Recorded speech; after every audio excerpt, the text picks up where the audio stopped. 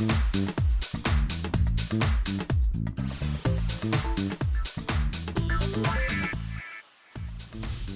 and welcome to the Fast Track Travel Clinic with me, Simon Calder. And let's start with Ora Andreasen from Mwanza in Tanzania, who bought a Nairobi-London ticket on Virgin Atlantic.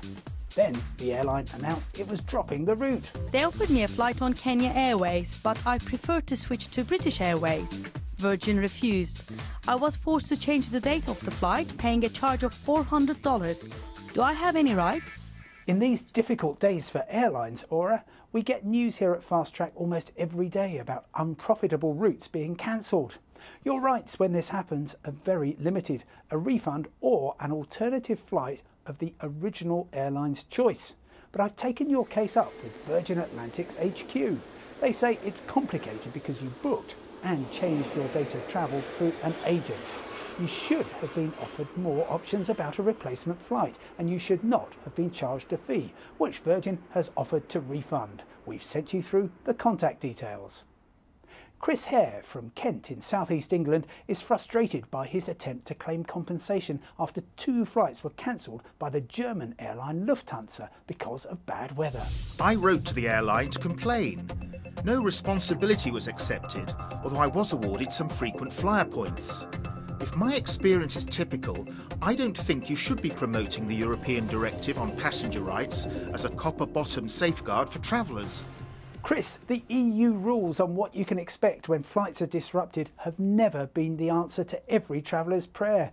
If weather, volcanic ash or air traffic control meltdown grounds your flight, you're not entitled to any cash compensation, only a duty of care while the airline seeks to get you to your destination. So the frequent flyer points are more than you could expect and show the potential value of complaining.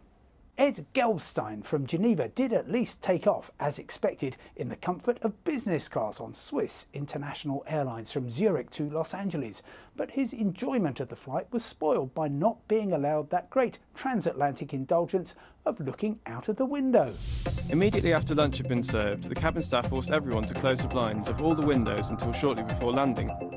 Does the airline actually have the legal authority to do this, as it's not safety related?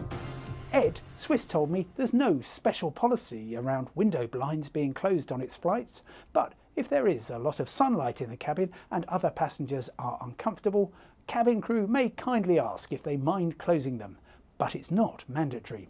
If a passenger wants to keep their blind open throughout the flight, they're more than welcome to.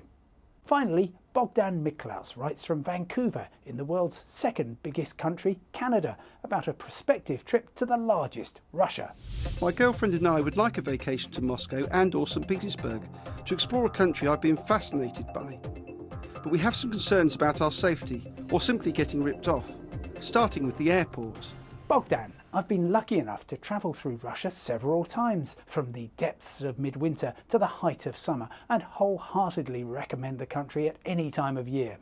A combination of St. Petersburg and Moscow make an ideal introduction. Sure, there are risks. Foreign Affairs Canada has a risk register ranging from the danger of terrorist attacks on public transport to on-the-spot fines if you take photos of market stalls. Getting a tourist visa is also a tricky business. The best solution? Choose one of the excellent Canadian travel companies specialising in Russia and let them guide you through the challenges. That's all we've got time for in this session at the Fast Track Travel Clinic. From me, Simon Calder, bye for now and see you next time.